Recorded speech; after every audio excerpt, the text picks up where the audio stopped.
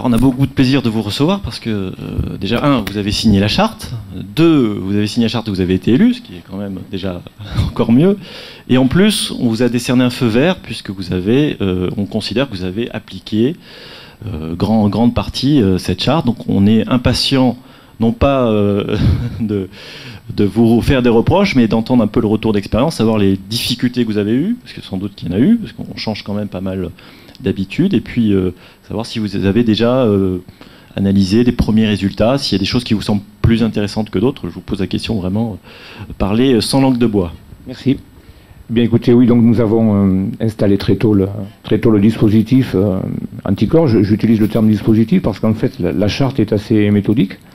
Donc on a effectivement commencé par publier tout ce qui était demandé, dans le sens où les indemnités des élus ont été publiées.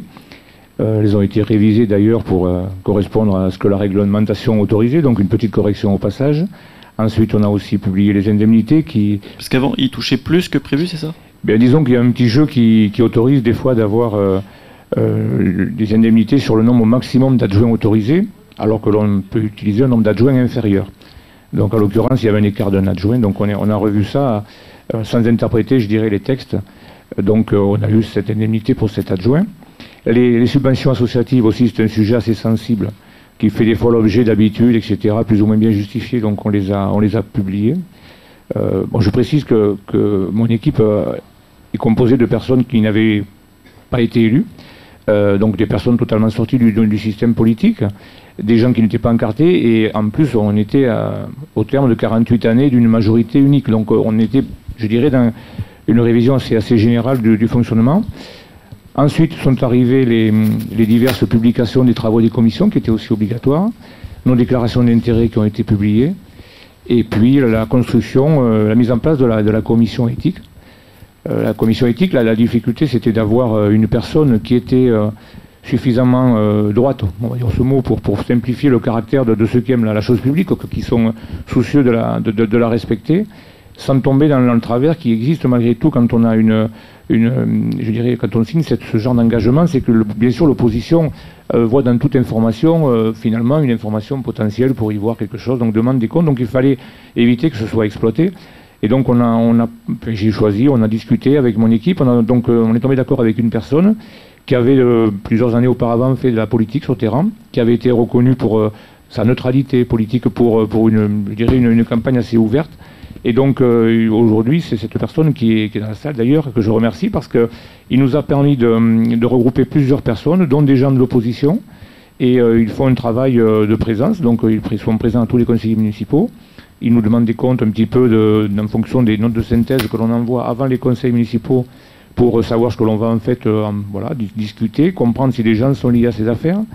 Je me rappelle il y a 3 ans avoir vu dans un conseil municipal de l'ancienne équipe, alors c'était un conseiller d'opposition, vous me direz, mais il était propriétaire d'un terrain, il était à la commission d'appel d'offres et il était donc à la réunion pour choisir l'aménageur. Donc voilà le genre de choses qui n'ont pas qui sont pas logiques. Voilà. Donc aujourd'hui cette commission éthique elle fonctionne, elle nous demande de rendre des comptes sur des affaires. Voilà, un ami districtien, c'est bizarre, il y a des travaux dans tel endroit, celui-là n'est pas très loin, on justifie, on envoie des courriers, on montre, on explique vraiment comment... il faut éviter justement de tomber dans ce travers, de voir dans quoi que ce soit le pilotage, je dirais, par le conflit d'intérêts. Voilà, il faut quand même arriver et ça c'est une petite difficulté, on est conscient qu'on doit régulièrement justifier. Ça fait partie du jeu, mais c'est tout à fait... voilà, quand on donne la parole, par exemple, en fin de conseil municipal, chose qui n'avait jamais existé, eh bien vous avez 10, 12 questions de gens qui vous interpellent. Donc c'est une manière, je dirais, finalement, de se remettre en cause. En fait, c'est le jeu de cette transparence. Voilà. Ensuite, on a créé des commissions extra-municipales avec des non-élus sur des sujets comme par exemple le patrimoine, la culture. On a aussi... Comment vous composez les commissions comme ça là? Alors aujourd'hui, on a mis des annonces dans le journal de notre commune, on a appelé des gens à venir.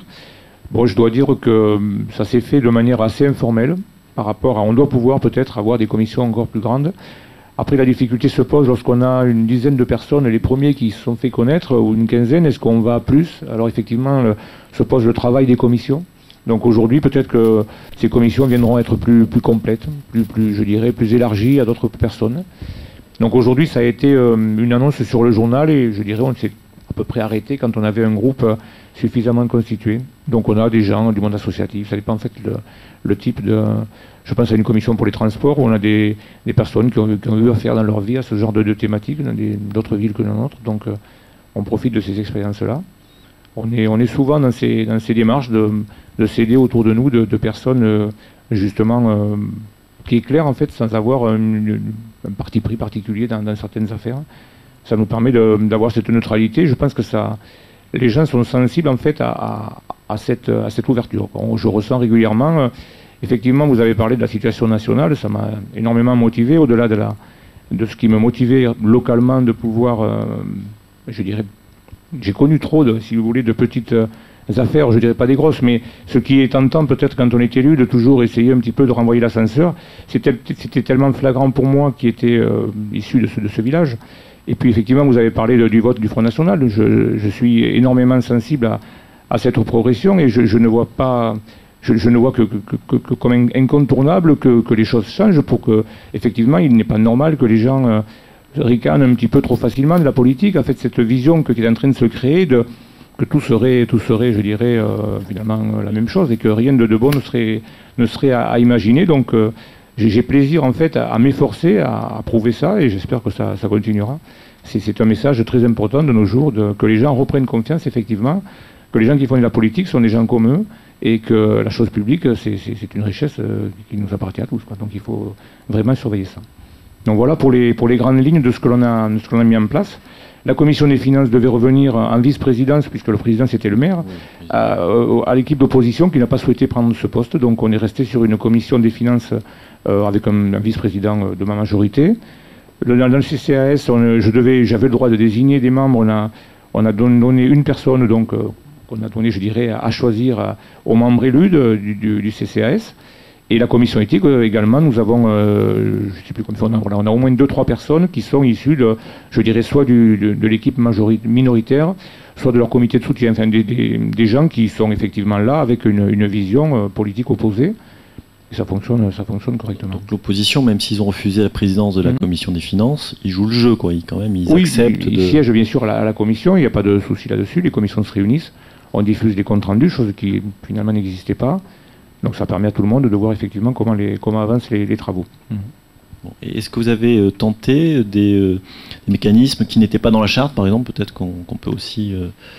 Je ne vois pas particulièrement, à part si ce n'est rendre compte, des fois la commission éthique me saisit sur des demandes qui ne relèvent pas vraiment du conflit d'intérêts au sens des déclarations d'intérêts et de tout ce qui est administrativement prévu. On est plutôt sur de la... Par exemple, vous embauchez quelqu'un aujourd'hui, moi quand je suis arrivé, j'avais le fils d'un adjoint. Quand vous avez le fils d'un adjoint qui est apprenti, certes, c'est des choses qui relèvent complètement, les gens ne peuvent pas comprendre ça. Donc effectivement, aujourd'hui, même si la charte ne prévoit pas certaines choses, sur tout point où on suspecte que des travaux pourraient être, on a la commission éthique qui nous demande d'amener nos billes. En l'occurrence, pour des sujets, que ce soit des inondations ou tous les travaux que l'on peut faire, si effectivement c'est trop proche... Mais bien sûr, on doit expliquer pourquoi c'est justifié à tel endroit et ça se passe correctement. Donc c'est peut-être dans cette généralité je me souviens encore, à peine élu, je prends connaissance de 3 gamins qui doivent aller en voyage en Italie, dans un voyage organisé par notre communauté de communes. Et bien sûr, je m'intéresse finalement assez tardivement à savoir quels étaient ces 3 gamins. Il se trouvait que c'était un fils d'une personne de la liste, ex-liste opposée, et puis les 2 autres étaient des 3 premiers du comité de soutien. C'est des choses que je n'ai pas pu accepter. Alors que j'avais des gamins qui étaient à 3 semaines de partir. J'ai dit non, je suis désolé, on va s'arranger, on va expliquer, mais je ne conçois pas que ça puisse... Je ne peux pas défendre ce genre de choses. Voilà. Donc ça, c'est pas des choses qui sont expressément notées dans la charte, mais c'est quelque chose qui est quotidien et que l'on doit régulièrement... surveiller ça, et je me surveille moi-même mon équipe, non pas parce que je la sens en train de... Mais ça peut des fois, je dirais, de manière involontaire, on peut se trouver au cœur d'une situation particulière, et comme je le disais, effectivement, la contrepartie de cette ouverture, c'est une prise pour l'opposition. Il ne faut pas donc transformer une transparence en une défiance, effectivement, qui peut des fois être compliquée à contredire. Voilà. Monsieur Basco, je vous remercie de votre témoignage. Merci beaucoup.